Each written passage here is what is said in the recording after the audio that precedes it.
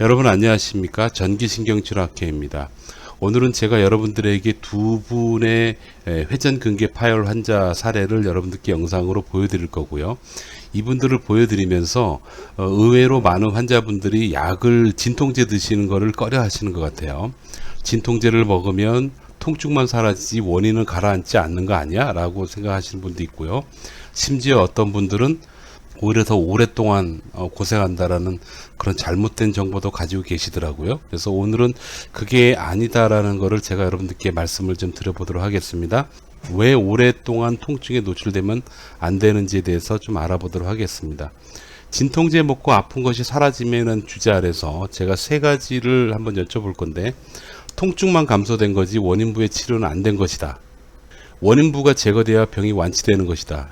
원인부가 제거될 때까지는 통증은 부분적인 일부 통증은 어쩔 수 없다. 이렇게 생각하시는 분 계십니까? 그러니까 이런 생각이 과연 옳을까요? 라고 제가 오늘 질문을 한번 던져보는 거예요. 이 부분에 대해서 다음 장에서 좀 더 자세히 알아보도록 하겠습니다. 감각신경이 있고요. 통각신경이라고 있어요. 감각계 안에는 통각신경이 포함이 되어 있습니다. 일반적인 감각은 외부에서 자극이 들어오면 적응을 해버립니다. 예, 이걸 역지상승 효과라고 그러는데요. 이건 좀 어렵죠?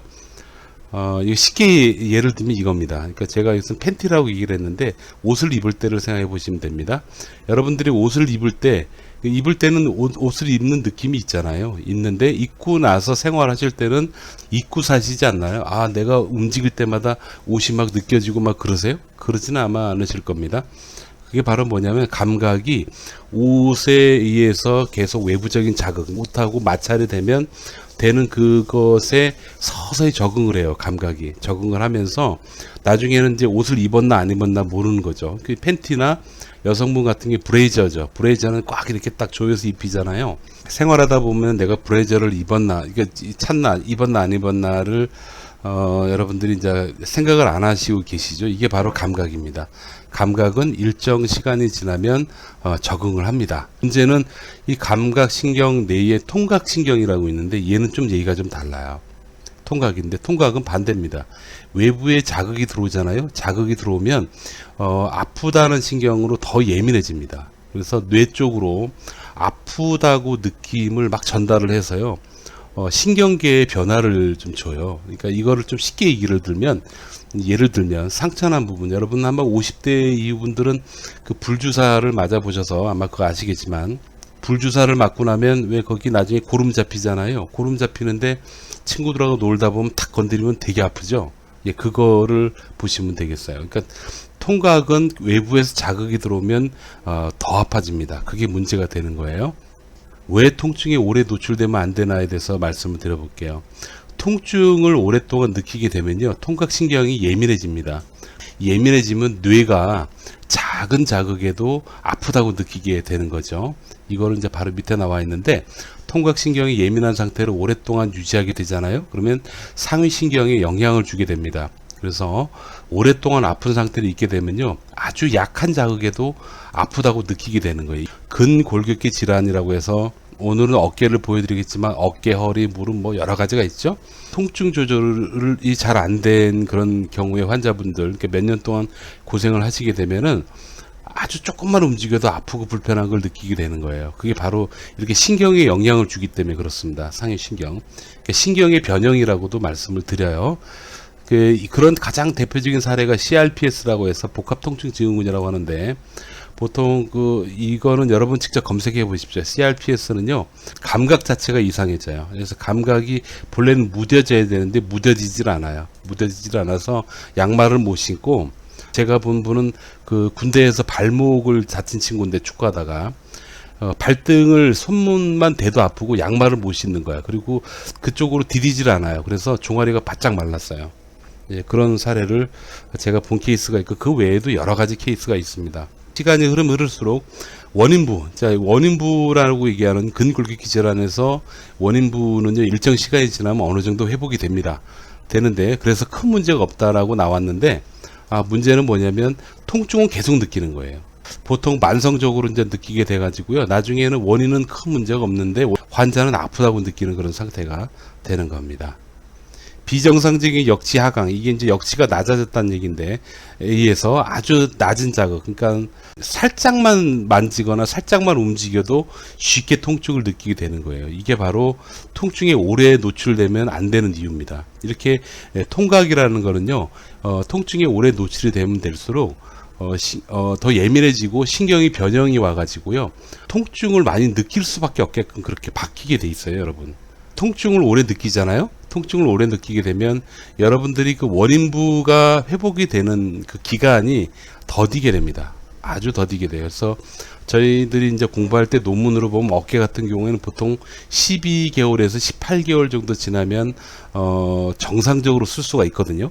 통증을 계속 느끼는 상태가 되면은 12개월, 18개월이라는 교과서적인 그런 치료 기간이 아니고 몇 년이 지나도 계속 아플 수 있는 그런 분들이 나타나게 되는 거죠.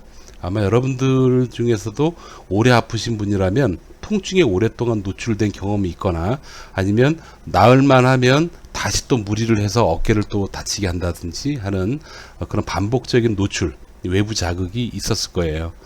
통증으로 인해서 상위 수준의 처치를 받게 됩니다. 이게 뭐냐면 제가 임상에서 경험을 해보면 대표적으로 어깨 같은 경우 회전근개 파열은요, 수술을 안 해도 좋아지는 병입니다.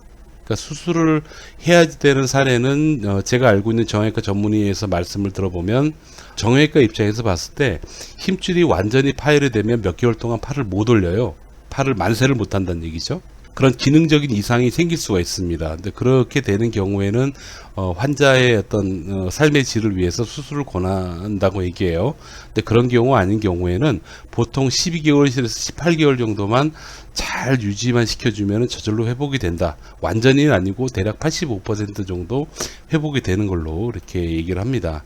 아프잖아요? 계속 아픈 걸 느끼면 어떻게 되냐면 수술하라 그러는 거죠. 그게 바로 이게 상위 수준. 그러니까 간단하게 운동하고 약 먹고 파스만 붙여도 되는 거를 결국 수술까지 가는 그런 환자로 바뀌어 버리는 거죠. 이게 바로 그 원인이 통증입니다. 통증. 소위 수술까지는 하지 않는다 하더라도 만성적인 통증에 시달리게 될 수가 있습니다. 그러니까 계속 아픈 거예요. 저는 이걸 환자분한테 말할 때 안 아픈데 아프다고 느끼는 걸 만성이라고 제가 얘기를 합니다. 어떻게 해야 될까요? 원인부에 대한 처치를 꾸준히 해야 됩니다. 잘 지키시고 덜 쓰시고 열심히 또 그 안에 조직이 회복이 될 수 있도록 전문의가 주사도 쓰고 약도 드릴 텐데 꾸준히 드시면서 잘 조절을 하셔야 되고요. 이와 동시에 요즘 현대의학에서 좋은 점이 바로 이거예요. 통증에 노출되지 않도록 통증 조절하는 방법이 많이 있어요. 여러 가지가 있는데 꾸준히 받으십시오. 그러니까 아픈 거를 조절을 해야지 돼요. 원인부가 가라앉을 때까지 아픈 걸 반드시 조절하셔야 됩니다. 그리고 이렇게 했는데도 불구하고 아프잖아요. 그럼 진통제 드셔야 돼요. 진통제를 먹어서 아픈 거에 노출이 안 되시는 게 더 좋습니다. 그러니까 제가 앞전에 말씀드렸지만 통증에 오래 노출되면 될수록 신경 상태가 변해요. 그래서 조금 덜 움직이고 작게 움직여도 더 많이 아프게 느껴지는 게 바로 통각이에요. 통각신경. 그렇기 때문에 아픈 거에 노출되는 건 정말 안 좋습니다. 무조건 아픈 거에서는 빨리 벗어나는 게 좋아요. 통증이 조절되잖아요. 조절되면 근골격계 질환은 거의 100% 뭐냐면요, 올바르게 몸을 사용하지 못해서 그러는 경우가 많아요. 그러니까 이 부분이 참 문제인데요. 이 부분은 물리치료사가 가장 전문가인데 여러분들이 올바르게 몸을 사용할 수 있는 방법을 배워서 몸에 적응하셔야 돼요. 그렇게 안 하면 잘 생각해 보십시오. 약을 드시고 병원에서 뭔가 처치를 했어요.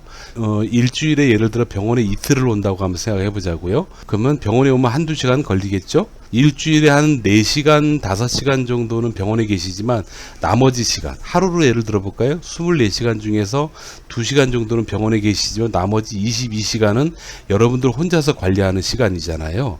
예, 그 시간 동안에 여러분들이 몸을 올바르게 사용하지 못하면 병원에서 아무리 좋은 치료를 해도 도로 아파질 수밖에 없어요. 그래서 올바르게 사용하는 방법을 반드시 배우셔야 됩니다. 이 분야가 제가 보기에 우리나라에서는 가장 조금 중요하게 여기지 않는 분야라고 생각해요. 이게 사실 지금 제가 말씀드린 이 부분이요, 재발되는 가장 큰 요인입니다. 그러니까 올바르게 사용할 수 있는 방법을 반드시 배우셔서 전체적으로 보면 원인부에 접근하고 그 기간 동안에 아픈 거에 노출이 되지 않고 이렇게 조절했는데도 불구하고 아프면 약 먹고 어느 정도 통증이 조절되면 올바르게 사용하는 방법을 배워서 일상생활에서 쓰시는 거죠. 훨씬 많은 시간 여러분들이 관리하시는 거니까 그렇게 적용하시면 여러분들은 그렇게 오랫동안 고생하지 않을 거다라는 거 말씀을 드리고요. 아프면 약을 드십시오. 노출되는 것보다 통증에 노출되는 것보다 약을 먹고 통증에 노출이 안 되는 게 훨씬 좋습니다. 자, 지금부터 제가 영상을 두 개를 한꺼번에 열어놓고 보여드릴 건데 간단히 보여드릴게요. 이 두 분 다 회전근개 파열 환자분이시고요. 오른쪽 환자분은 오십견이 진행되고 있는 환자분이셨어요. 통증이 많죠? 한번 보시죠. 더 올려보세요. 이게 더 안 돼요? 네. 네, 이렇게 기준 잡아야 돼. 네. 자, 이렇게 팔이 옆으로 올라가지 않습니다. 자, 오른쪽 영상 한번 볼까요? 더 안 돼, 안 돼? 자, 요 이쪽 어깨 한번 잡아봐요. 앞쪽으로 이렇게. 아니, 이 손으로. 이거 안 돼요. 가보죠. 못 가요. 여기. 못 가요? 그렇게 하면 어디가 아파요? 여기 가요. 자, 둘 다 이렇게 아픈 상태고 진단은 회전근개 파열, 오른쪽은 오십견으로 진행 중인 회전근개 파열 환자 분이셨어요. 이 왼쪽 영상에서 이분은 약도 먹고 그러지만 그 외에도 현대의학에서 통증을 조절하는 방법이 굉장히 많다 그랬잖아요. 그래서 전기신경치료라는 걸 했습니다. 전기신경치료는 통증을 조절하는데 굉장히 탁월화되어 있는 그런 치료법이에요. 이렇게 하고 났더니 이분이 아주 시크하게 말씀을 하시는데 여러분 한번 들어보시죠.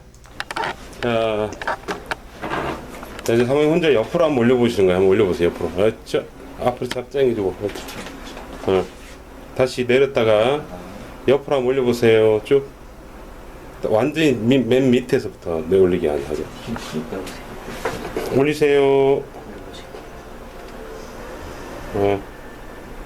올라갈 때까지 가보세요. 아, 좋다. 귀까지 안 닿으시나? 예, 됐습니다. 자, 이 정도면 아까는 옆으로밖에 안 올라갔는데 이제 올라가니까 많이 움직일만 하죠. 그만큼 통증을 덜 느끼는 상태죠. 단 통증을 덜 느끼지만 이 어깨 조직, 힘줄 파열된 부분은 일정 기간, 얼마요? 12개월에서 18개월 정도를 잘 유지하시는 거예요. 유지하는 방법은 제가 시간이 되면 다음에 한번 올릴게요. 그렇게 통증 조절하면서 일정 기간만 지나면 이분은 건강하게 사실 수 있는 겁니다. 그런데 이분이 통증 조절이 안 되고 계속 아프잖아요. 그럼 이분은 여기에 수술을 해야지 되겠죠. 너무 아프니까. 그렇게 되는 사례가 됩니다. 통증이 수술하느냐 마느냐의 주요 결정 요인이 되는 겁니다. 이분 한번 보실게요. 이분도 치료 후 결과만 좀 보여드릴게요. 뭔가를 했어요. 이렇게 치료를 했습니다. 치료 잘 될 것 같아요. 어때요 지금? 팔도 잘 돌아가시니까? 뒤로 가는 것도? 아까 왔을 때하고 다르죠, 아무튼. 네, 많이 다를 거예요. 좀 인내력을 갖고 치료하시죠. 네, 치료하면. 자, 이분 도중에 보면 팔을 여기 있다. 여기 한번 보실까요? 자, 다시 한번 안쪽으로 가보세요. 이번에 몇 번 왔다 갔다 해보세요. 어떠세요? 다르다고 말할 수 있지만 괜찮아요. 아까하고 좀 다르나요? 엄청 다르죠. 네, 엄청 다릅니까? 자, 아까 이분은 팔을 반대쪽 어깨로 갈 수가 없었는데 중간 점검에서 이렇게 됐고요. 또 한 번 더 해보고 하나 더 보여드릴게요. 보시면 훨씬 많이 올라오죠, 손이. 자, 이렇게 되는 거예요. 이분 또한 마찬가지로 여기 어깨에 손상된 부위는 일정 기간이 지나야지 되고 그 기간 동안 약물 및 여러 가지 처치를 통해서 그 기간 동안 잘 관리해 나가는 건 전문의에서 알아서 하시게 되는데 중요한 건 그 기간 동안에 이분이 계속 아픈 상태였으면 이분도 마찬가지 수술을 해야 되는데 방금처럼 움직일 때 통증이 훨씬 덜하고 움직일만 하고 그렇게 되잖아요. 그럼 회복 기간도 굉장히 짧아지고 또한 마찬가지로 회복이 됐을 때 치료된 그 결과값도 굉장히 양호해질 수 있는 겁니다. 여러분 이렇게 통증을 관리하는 게 굉장히 중요한데 약을 안 드시겠습니까? 약을 과용하는 것도 안 좋지만 이렇게 아픈데 무조건 약 먹으면 오히려 더 빨리 안 나을 것 같다는 생각으로 약을 안 드시는 그런 결정은 안 하셨으면 좋겠다라는 생각을 합니다. 회전근개라는 병이 왔어요. 오게 되면은 어떻게 해서라도 두 가지를 꼭 지키셔야 돼요. 하나는 뭐냐면 아픈 거를 조절해야 되고요. 빨리빨리 조절해야 돼요. 그러니까 아프자마자 바로 조절을 하시는 게 좋고요. 그 다음에 관절이 굳지 않도록 관리를 해 주셔야 돼요. 이거 두 가지를 베이스로 몇 개월, 보통 12주 정도에서 12주 정도 걸리는데 그 정도만 지나면 생활하는데 크게 불편함이 없거든요. 불편함이 없으면 그때부터는 올바르게 사용할 수 있는 방법을 배우시고요. 올바르게 사용하는 방법대로 사용하시면서 한 12개월에서 18개월 정도 지내잖아요. 그러면은 85%까지 좋아진다라고 논문이 나와 있다는 얘기입니다. 여러분 아프면 약 드십시오. 여러분 아프면 병원에서 통증 치료하십시오. 감사합니다. 자, 지금부터 저희 전기신경치료학회 선생님들이 근무하시는 병원을 찾을 수 있는 방법 아주 간단하게 설명을 드려보도록 하겠습니다. 이거는 핸드폰상에서는 찾기는 어렵고요.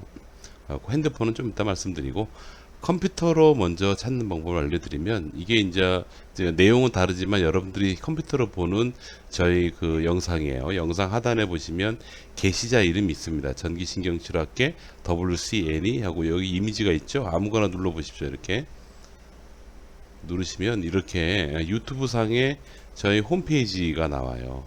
제 홈페이지가 나오는데 여기 상단 이미지 있죠. 예, 상단 이미지 우측 하단에 보시면 전기신경치료학회라고 조그맣게 써 있습니다. 이쪽으로 들어가십시오. 들어가시면 저희 학회 선생님들이 모여서 이 공부하는 곳이에요. 사실은 공부하는 곳인데 환우분들이 워낙 많이 여쭤보셔 가지고 지금 일반 환우분들도 쉽게 들어올 수 있도록 개방형 카페로 바꿔놨어요. 간단히 회원 가입을 하시고요. 회원 가입하시고 옛날에는 여기 우리 카페 지도라고 있어가지고 지도상에서 쉽게 볼 수 있었는데 이제 그게 안 되고요. 여기 게시판 메뉴들 보면 신입회원 보면 서울, 경기, 충청도, 전라도, 경상도, 강원도, 제주도로 나뉘어져 있죠. 이쪽에 들어가시면 돼요. 그래서 여러분 가까운 곳 있잖아요. 여러분 계시는 지역에서 가까운 곳을 번거롭지만 여기서 찾아보십시오. 이렇게 찾으시면 병원이 그렇게 많지는 않습니다. 많지는 않은데 아마 쉽게 찾으실 수 있을 거다라고 좀 말씀을 드릴 수 있겠습니다. 여기서 찾으시면 돼요. 이렇게 가입하고 찾으시면 된다라는 거. 그 다음 네이버에서 찾는 방법도 있는데요. 네이버 검색창에다가 전기신경치료학회 이렇게 쓰시면 돼요.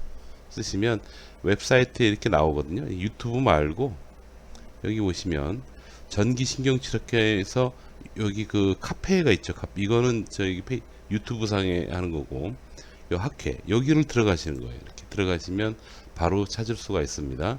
이거는 인터넷 그 핸드폰으로도 가능합니다. 그래서 그렇게 찾아서 검색해 보시면 될 거다라는 거 말씀드려요. 감사합니다.